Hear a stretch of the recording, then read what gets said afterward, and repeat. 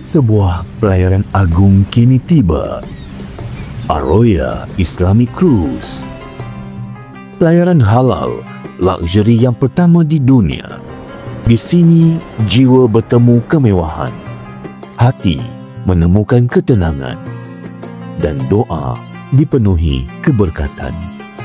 Bersama insan tersayang, nikmatilah pelayaran mewah dan hayatilah pengisian rohani dengan menu halalan thayyiban, tiada alkohol, tiada perjudian. Di sini, kemewahan bertemu keberkatan. Sebuah pengalaman yang menyentuh jiwa semua generasi. Anak-anak terhibur, pasangan dimanjakan, ibu bapa dihargai. Inilah sebuah floating city dengan 19 tingkat kemewahan, dari hiburan indoor yang eksklusif hingga panorama outdoor yang memukau. Semuanya dirangka untuk menyempurnakan setiap detik pelayaran anda. Lebih istimewa lagi, anda akan bermusafir bersama dua tokoh agama Asia, Ustaz Wadi Anwar dan Ustaz Abdul Somad.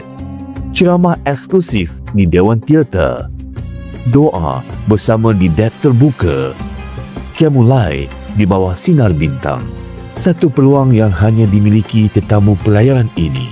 Aroya Islamic Cruise. Setiap hentian menyimpan kisah Banda Aceh, bumi sejarah Islam yang mengajarkan ketabahan. Maldives, lautan safir jernih, pelayaran idaman kini jadi nyata. Kota Oman, tanah para nabi, penuh hikmah dan ketenangan. Dan akhirnya, Jeddah dan Mekah Al-Mukarramah, destinasi hati tempat setiap doa berlabuh.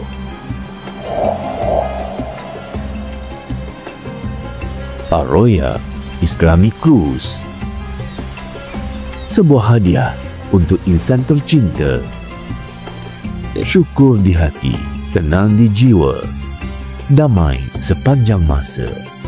Tempah hari ini kerana pengalaman ini, pengalaman agung sepanjang hidup anda. Pelayaran Islamik.